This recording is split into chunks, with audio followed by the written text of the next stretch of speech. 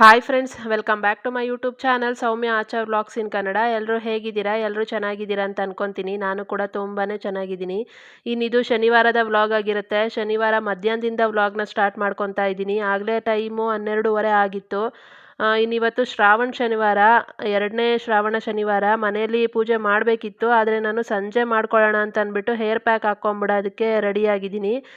ಇನ್ನು ಇವತ್ತು ಹಾಕ್ಕೊಂಬಿಟ್ರೆ ಇನ್ನು ನೆಕ್ಸ್ಟ್ ವಾರನೇ ಹಬ್ಬ ಇರೋದ್ರಿಂದ ಸರಿ ಹೋಗುತ್ತೆ, ಮಧ್ಯದಲ್ಲಿ ಟೈಮ್ ಸಿಗಲ್ಲ ಅಂತಂದ್ಬಿಟ್ಟು. ಯಾಕಂದರೆ ಈ ಹೇರ್ ಪ್ಯಾಕ್ ಹಾಕ್ಕೊಂಡ್ಮೇಲೆ ಒಂದು 3 ಅವರ್ಸ್ ಆದ್ರೂ ಇರಬೇಕು ಅದನ್ನು ಹಾಕ್ಕೊಂಡು ಹಂಗೆ ತೆಗಿಯೋಂಗಿಲ್ಲ. ಹಾಗಾಗಿ ಇವತ್ತೇ ಹಾಕ್ಕೊಂಬಿಡೋಣ ಅಂತ ಅಂದ್ಬಿಟ್ಟು ರೆಡಿಯಾಗಿದ್ದೀನಿ. ಮತ್ತು ಇದನ್ನು ಅಮೆಝಾನಿಂದ ತರಿಸ್ಕೊಂಡೆ ನಾನು.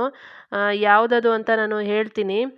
ಇನ್ನು ನಾನು ಬೆಳಗ್ಗೆಯಿಂದ ಬೇರೆ ಕೆಲಸಗಳೆಲ್ಲನೂ ಮಾಡಿಕೊಂಡೆ. ಮನೆಯೆಲ್ಲನೂ ಕ್ಲೀನ್ ಮಾಡಿದ್ದೀನಿ. ಬೆಳಗ್ಗೆನೇ ಮನೆಯೆಲ್ಲ ಕಸ ಗುಡಿಸಿ ಆಚೆ ಎಲ್ಲ ಒರೆಸ್ಕೊಂಡು, ಮನೆಯೆಲ್ಲ ಒರೆಸ್ಕೊಂಡು, ರಂಗೋಲಿ ಎಲ್ಲ ಹಾಕಿ ಎಲ್ಲನೂ ಮಾಡಿದ್ದೀನಿ. ಇನ್ನಿವತ್ತು ನಿನ್ನೆ ಉಪ್ಪಿನ ದೀಪ ಹಚ್ಚಿಟ್ಟಿದ್ದೆ ಅಲ್ವಾ, ಅದನ್ನು ಇವತ್ತು ವಿಸರ್ಜನೆ ಮಾಡಬೇಕು. ಹಾಗಾಗಿ ಸರಿ ಸಂಜೆಗೆ ಮಾಡ್ಕೊಂಬಿಡೋಣ ಅಂತ ಅಂದ್ಕೊಂಡು ಏರ್ ಪ್ಯಾಕ್ ಹಾಕ್ಕೊಳ್ಳೋದಕ್ಕೆ ಕೂತ್ಕೊಂಡೆ. ನಮ್ಮ ಅಮ್ಮನಿಗೆ ಹೇಳಿದೆ ಹಾಕ್ಬಿಡೋದಕ್ಕೆ.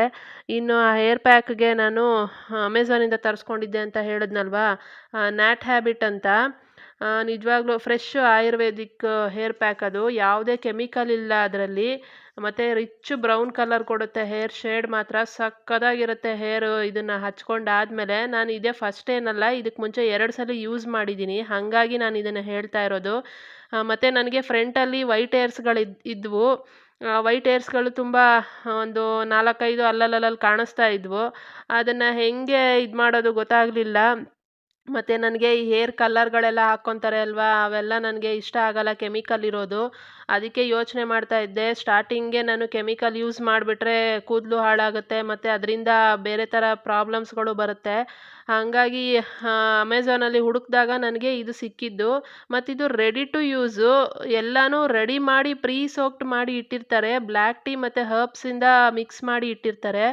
ಹಾಗಾಗಿ ನನಗಿದು ಓಕೆ ಅಂತ ಅನ್ನಿಸ್ತು, ತರಿಸ್ಕೊಂಡೆ. ನೀವು ನಾರ್ಮಲ್ಲು ಮೆಹಂದಿ ಪೌಡ್ರ್ ತೊಗೊಂಬಂದು ಯೂಸ್ ಮಾಡ್ತೀರಾ ಅಂದರೆ, ನನಗನ್ಸ್ದಂಗೆ ನಾನು ಯೂಸ್ ಮಾಡಿದ್ದೀನಿ. ನನಗದು ಇಷ್ಟ ಆಗಿಲ್ಲ. ನನ್ನ ಕೂದಲು ತುಂಬಾ ರಫ್ ಆಗಿಬಿಡುತ್ತೆ. ನಂದು ಮೊದಲೇ ರಫ್ ಹೇರು. ಅದನ್ನೇನಾದರೂ ಹಚ್ಕೊಂಡ್ರೆ, ನಾನು ನಾರ್ಮಲ್ ಮೆಹಂದಿ ಪೌಡ್ರ್ ತೊಗೊಂಬಂದು ಹಚ್ಕೊಂಡ್ರೆ ಸಿಕ್ಕಾಪಟ್ಟೆ ರಫ್ ಆಗಿಬಿಡುತ್ತೆ.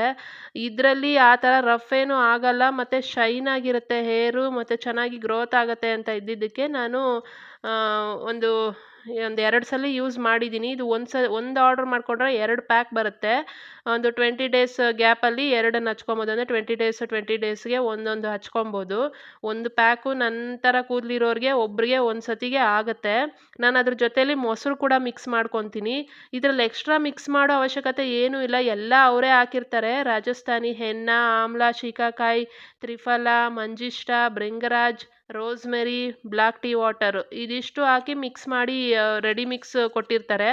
ಆದರೂ ನಮಗೆ ಬೇಕು ಅಂದರೆ ಎಕ್ಸ್ಟ್ರಾ ಏನಾದರೂ ಆ್ಯಡ್ ಮಾಡ್ಕೊಳ್ಳೋ ಥರ ಇದ್ದರೆ ಮಾಡ್ಕೊಬೋದು. ನಾನು ಮೊಸರು ಮಾತ್ರ ಮಾಡ್ಕೊತೀನಿ, ಯಾಕಂದರೆ ನನ್ನ ಕೂದಲು ಸ್ವಲ್ಪ ರಫ್ ಇರೋದ್ರಿಂದ ಸ್ವಲ್ಪ ಸಾಫ್ಟಾಗಿರುತ್ತೆ ಅಂತ ಅಂದ್ಬಿಟ್ಟು.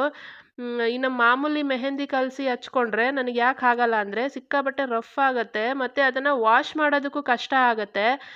ಅದು ಒಂಥರ ಒಣಗಿದ್ಮೇಲೆ ಫುಲ್ಲು ಗಂಟು ಥರ ಆಗ್ಬಿಡುತ್ತೆ. ವಾಶ್ ಮಾಡ್ಕೊಳ್ಳೋವಾಗ ಅದು ಸರಿಯಾಗಿ ಬರೋದೇ ಇಲ್ಲ, ಕೂದಲಲ್ಲೇ ಇರುತ್ತೆ. ಹಾಗಾಗಿ ನಾನು ಅದನ್ನು ಯೂಸ್ ಮಾಡಿರೋದ್ರಿಂದ ನನಗದು ಇಷ್ಟ ಆಗಿರಲಿಲ್ಲ ಪರ್ಸ್ನಲ್ಲಾಗಿ. ನಾನು ಅದಕ್ಕೆ ನೆನ್ನೆ ಇಷ್ಟು ದಿನ ಏನೂ ಹಚ್ಕೊಂಡಿರ ಸುಮ್ಮನೆ ಇದ್ದೆ. ಅದು ಹೇರು ಮುಂದೆಗಡೆನೇ ಕಾಣಿಸ್ತಾ ಇತ್ತಲ್ವಾ ಅಂತ ಅಂದ್ಬಿಟ್ಟು ಹುಡುಕಿದಾಗ ನನಗಿದು ಸಿಕ್ಕಿದ್ದು. ನ್ಯಾಚುರಲ್ ಪ್ರಾಡಕ್ಟ್, 100% ನ್ಯಾಚುರಲ್ ಇದು. Ayurvedic product, chemical free. Use ಮಾಡ್ಬೋದು ಆರಾಮಾಗಿ. ನಾನು ಇದಕ್ಕೆ ಮುಂಚೆ 2 ಸಲ ಯೂಸ್ ಮಾಡಿದ್ದೀನಿ. ಇದೀಗ 3ನೇದು ಹಚ್ಕೊತಾ ಇರೋದು ನಾನು. ಕಲ್ಲರ್ ಮಾತ್ರ ಸಕ್ಕತ್ತಾಗಿ ಬರುತ್ತೆ ಇದರಲ್ಲಿ. ಹಚ್ಕೊಂಡು ಅಂದರೆ ಹಚ್ಚಿದ್ದ ದಿವಸ ಕಲ್ಲರ್ ಬರಲ್ಲ, ಒಂದು ದಿವಸ ಬಿಟ್ಟಾದಮೇಲೆ ಕಲ್ಲರ್ ಸಖತ್ತು ಶೈನಿಂಗ್ ಕಾಣಿಸುತ್ತೆ. ಡಾರ್ಕ್ ಬ್ರೌನ್ ಕಲ್ಲರ್ ಕಾಣುತ್ತೆ. ನಿಮಗೆ ಹೇರ್ ಕಲ್ಲರ್ಗಳು ಹಾಕಿಸ್ಕೊಬೇಕು ಅಂತ ಇರುತ್ತೆ ಅಲ್ವಾ, ಹೇರ್ ಕಲ್ಲರ್ಗಳನ್ನ ಸುಮ್ಮನೆ ಕೆಮಿಕಲ್ದು ಹಾಕಿಸ್ಕೊಳ್ಳೋ ಬದಲು ಈ ಥರ ನ್ಯಾಚುರಲ್ ಆಗಿರೋ ಹೇರ್ ಪ್ಯಾಕಿಂದನೇ ಹೇರ್ ಕಲ್ಲರ್ ಮಾಡಿಕೊಂಡ್ರೆ ಎಷ್ಟು ಚೆನ್ನಾಗಿ ಕಾಣುತ್ತೆ ಗೊತ್ತಾ. ಎಲ್ಲಿಗಾದರೂ ಹೋಗೋ ಥರ ಇದ್ದರೆ, ಯಾವ್ದಾದ್ರು ಫಂಕ್ಷನ್ಗಳಿದೆ ಅನ್ನೋ ಥರ ಇದ್ದರೆ ಒಂದು 4-5 ದಿನಕ್ಕೆ ಮುಂಚೆ ಹಾಕ್ಕೊಬೇಕು. ಯಾಕಂದರೆ ಇದನ್ನು ಹಾಕ್ಕೊಂಡು ಒಂದು ದಿನ 1-1.5 ದಿನ ಬಿಟ್ಟು ಆದಮೇಲೆ ಅದು ಕಲರ್ ಬರೋದಕ್ಕೆ ಸ್ಟಾರ್ಟ್ ಆಗುತ್ತೆ. ಮತ್ತು ನನಗೆ ನಿಜವಾಗ್ಲೂ ಪರ್ಸ್ನಲ್ಲಾಗಿ ಇಷ್ಟ ಆಗಿದ್ದು ಯಾಕೆ ಅಂತಂದರೆ, ನನಗೆ ಹೇರ್ ಕಲ್ಲರು ಏನು ವೈಟ್ ಹೇರ್ ಇತ್ತು ಅಂತ ಹೇಳಿದೆ ಅಲ್ವಾ? ಇದನ್ನು ಹಚ್ಕೊಂಡಾದ್ಮೇಲೆ ನನ್ನ ವೈಟ್ ಹೇರ್ ನನಗೆ ಕಾಣಿಸ್ತಾನೇ ಇಲ್ಲ ಎಲ್ಲಿದೆ ಅಂತ ಅಂದ್ಬಿಟ್ಟು. ಅಷ್ಟು ಚೆನ್ನಾಗಿರುತ್ತೆ. ಹಚ್ಚಿದ ದಿವಸ ಮಾತ್ರ ಕಾಣುತ್ತೆ ಅಷ್ಟೇನೆ. ಫಸ್ಟು ಇವಾಗಂತೂ ಅದು ಕಾಣಿಸ್ತಾನೇ ಇಲ್ಲ ಎಲ್ಲಿದೆ ಅಂತ ಅಂದ್ಬಿಟ್ಟು. ನಿಜವಾಗ್ಲೂ ಸಖತ್ತು ಕೆಲಸ ಮಾಡುತ್ತೆ ವೈಟ್ ಹೇರ್ ಮೇಲೆ. ನಿಜವಾಗ್ಲೂ ಯಾರಿಗಾದ್ರೂ ವೈಟ್ ಹೇರ್ ಇದೆ, ಏನಪ್ಪ ಮಾಡೋದು? ಯಾವುದನ್ನು ಯೂಸ್ ಮಾಡೋದು ಅಂತ ಏನಾದರೂ ಭಯ ಪಡ್ತಾ ಇದ್ದರೆ ಇದನ್ನು ಆರಾಮಾಗಿ ಯೂಸ್ ಮಾಡ್ಕೊಬೋದು. ಯಾವುದೇ ಥರ ಕೆಮಿಕಲ್ ಇಲ್ಲ, ಯಾವುದೇ ಥರ ಭಯ ಇಲ್ಲ. ಇದರಲ್ಲಿರೋದು ಮೆಹಂದಿನೇ ಆಗಿರೋದ್ರಿಂದ ಮತ್ತು ಬೇರೆ ಥರ ಹರ್ಬ್ಸ್ ಎಲ್ಲ ಮಿಕ್ಸ್ ಮಾಡಿರೋದ್ರಿಂದ ಕೂದಲು ಕೂಡ ಚೆನ್ನಾಗಿ ಬೆಳೆಯುತ್ತೆ. ಮತ್ತು ಕೂದಲು ಕೂಡ ಶೈನಿ ಆಗಿರುತ್ತೆ.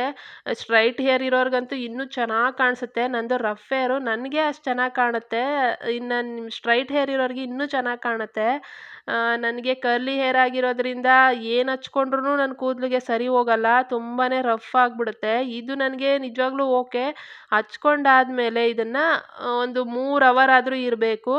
3 ಅವರ್ ಇರಲೇಬೇಕು. ಅದಕ್ಕೂ ಮುಂಚೆ ತೊಳೆಯೋಂಗಿಲ್ಲ ಇದನ್ನು. ಚೆನ್ನಾಗಿ ಕಲರ್ ಬರಬೇಕು ಅಂದರೆ 3 ಅವರ್ ಇರಬೇಕು. ನಾನು ಬೇರೆ ಮೆಹಂದಿ ಎಲ್ಲ ಹಚ್ಕೊಂಡಾಗ ನನಗೆ ತಲೆಭಾರ ಬಂದ್ಬಿಡ್ತಾ ಇತ್ತು.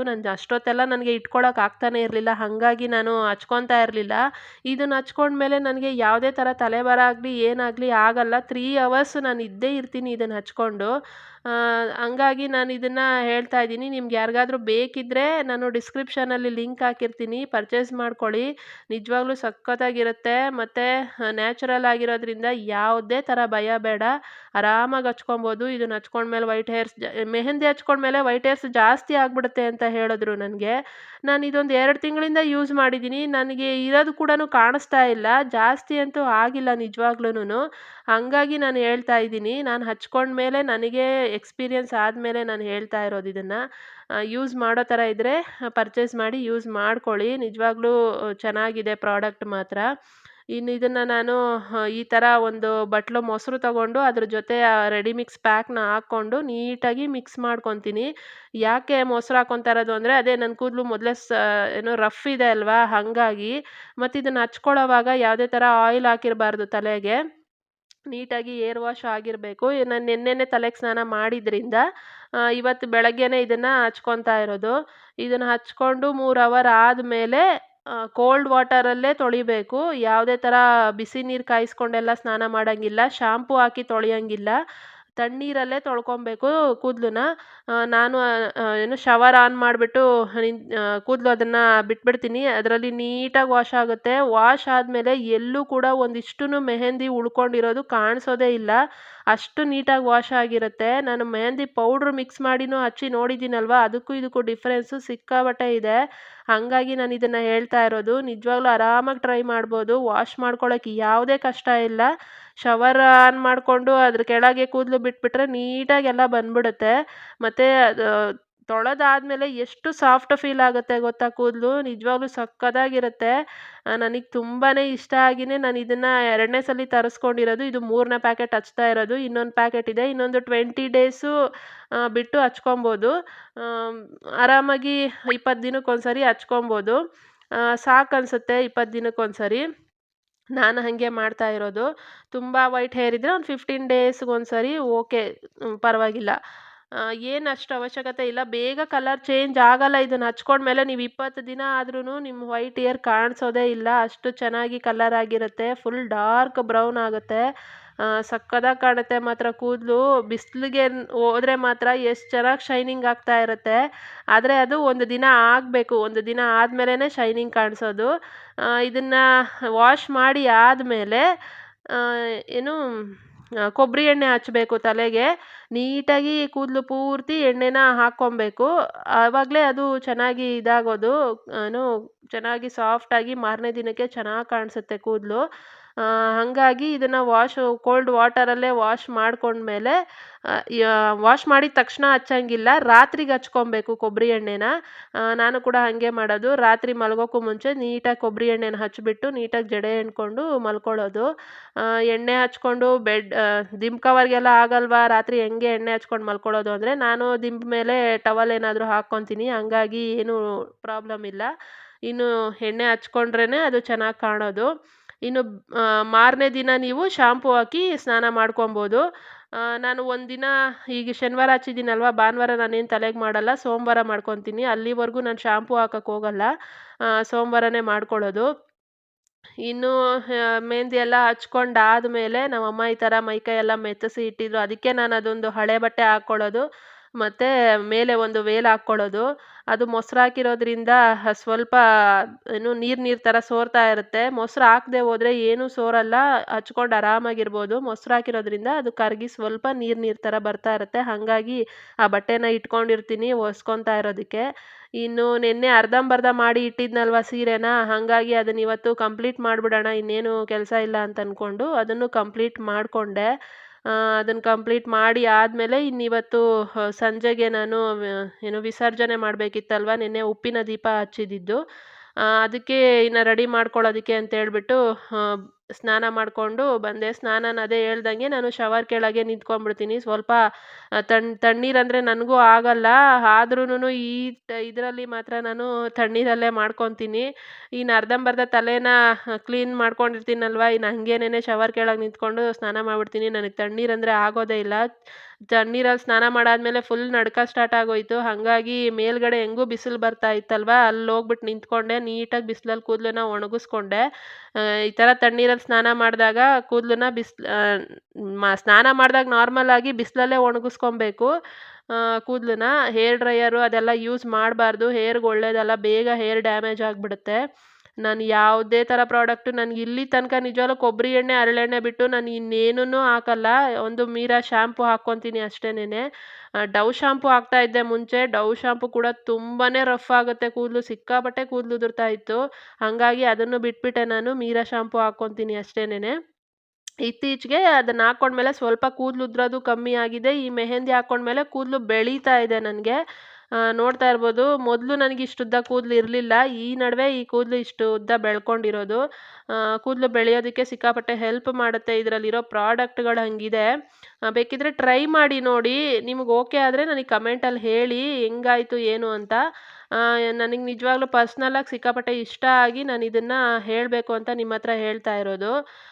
ಇನ್ನು ನಾನು ಕೂದಲನ್ನೆಲ್ಲ ಬಿಸಿಲಲ್ಲಿ ಒಣಗಿಸ್ಕೊಂಡೆ. ಚಳಿ ಜಾಸ್ತಿ ಆಗೋಯಿತು ತಣ್ಣೀರಲ್ಲಿ ಮಾಡಿದ್ದಕ್ಕೆ. ಹಂಗಾಗಿ ಸ್ವಲ್ಪ ಹೊತ್ತು ಮನೆ ಮೇಲೆ ಹೋಗಿ ನಿಂತ್ಕೊಂಡು ನೀಟಾಗಿ ಬಿಸಿಲಲ್ಲಿ ಒಣಗಿಸ್ಕೊಂಡು ಬಂದೆ. ಇಲ್ಲಾಂದರೆ ತಲೆಭಾರ ಬಂದ್ಬಿಡುತ್ತೆ ತಣ್ಣೀರಲ್ಲಿ ಮಾಡಿರೋದ್ರಿಂದ. ಯಾಕಂದರೆ 3 ಅವರು ಪ್ಯಾಕ್ ಹಾಕ್ಕೊಂಡಿದ್ದೀನಿ, ಜೊತೇಲಿ ತಣ್ಣೀರಲ್ಲಿ ಸ್ನಾನ ಮಾಡಿದ್ದೀನಿ. ಹಾಗೆ ಇದ್ಬಿಟ್ರೆ ರಾತ್ರಿಗೆ ಜ್ವರನೇ ಬಂದ್ಬಿಡುತ್ತೆ ನನಗೆ. ಹಂಗಾಗಿ ಬಿಸಿಲಲ್ಲಿ ಚೆನ್ನಾಗಿ ಒಣಗಿಸ್ಕೊಬೇಕು. ಬಿಸಿಲಲ್ಲಿ ಚೆನ್ನಾಗಿ ಒಣಗಿಸ್ಕೊಂಡಾದ್ಮೇಲೆ ಆಮೇಲೆ ಬಂದು ಇನ್ನೂ ರೆಡಿಯಾಗಿರಲಿಲ್ಲ. ಫಸ್ಟು ಮನೆ ಕೆಲಸ ಮುಗಿಸ್ಕೊಂಬಿಡೋಣ ಅಂತ ಅಂದ್ಬಿಟ್ಟು ಪಾತ್ರೆಗಳೆಲ್ಲ ಇದ್ವು, ತೊಳ್ಕೊಂಡು ಕಸ ಎಲ್ಲ ಗುಡಿಸಿ ಆಮೇಲೆ ಮತ್ತೆ ಇನ್ನೊಂದು ಸರಿ ಮುಖ ತೊಳ್ಕೊಂಡು ಮತ್ತೆ ರೆಡಿ ಆದೆ ಪೂಜೆಗೆ. ಇನ್ನಿವತ್ತು ಶ್ರಾವಣ ಶನಿವಾರ ಇತ್ತಲ್ವ, ಹಾಗಾಗಿ ಮನೆಯಲ್ಲೂ ಪೂಜೆ ಮಾಡಬೇಕಿತ್ತು, ದೇವಸ್ಥಾನಕ್ಕೂ ಹೋಗಿ ಬರಬೇಕಾಗಿತ್ತು. ಉಪ್ಪಿನ ದೀಪನೂ ವಿಸರ್ಜನೆ ಮಾಡಿಬಿಡೋಣ ಅಂತ ಅಂದ್ಬಿಟ್ಟು ಅದನ್ನು ಎಲ್ಲನೂ ತೆಗೆದೆ. ಉಪ್ಪಿನ ದೀಪನ ನಾವು ಎಷ್ಟು ಶ್ರದ್ಧೆ ಭಕ್ತಿಯಿಂದ ಹಚ್ಚಿ ಇಟ್ಟಿರ್ತೀವಿ, ಅಷ್ಟೇ ಶ್ರದ್ಧೆ ಭಕ್ತಿಯಿಂದ ಅದನ್ನು ತೆಗೆದು ನೀಟಾಗಿ ವಿಸರ್ಜನೆ ಮಾಡಬೇಕು. ತೆಗೆದ್ಬಿಟ್ಟು ಉಪ್ಪನ್ನ ಹೆಂಗಂದ್ರೆ ಹಂಗೆ, ಎಲ್ಲಂದರೆ ಅಲ್ಲಿ ಎಲ್ಲ ಚೆಲ್ಲಂಗಿಲ್ಲ ಅದನ್ನು. ಮತ್ತು ಅದನ್ನು ಯೂಸು ಮಾಡೋಂಗಿಲ್ಲ ದೀಪ ಹಚ್ಚಿದ್ಮೇಲೆ. ಹಾಗಾಗಿ ದೀಪನ ತೆಗಿಯೋಕ್ಕೂ ಮುಂಚೆ ಒಂದ್ಸರಿ ಕೈ ಮುಗಿದ್ಬಿಟ್ಟು ದೀಪನ ತೆಗೆದ್ಬಿಟ್ಟು ಆಮೇಲೆ ಆ ದೀಪದಲ್ಲಿರೋ ಉಪ್ಪನ್ನ ಒಂದು ಪಾತ್ರೆ ನೀರಿಟ್ಕೊಂಡು ನೀರೊಳಗಡೆ ಆ ಉಪ್ಪನ್ನೆಲ್ಲ ಹಾಕಬೇಕು.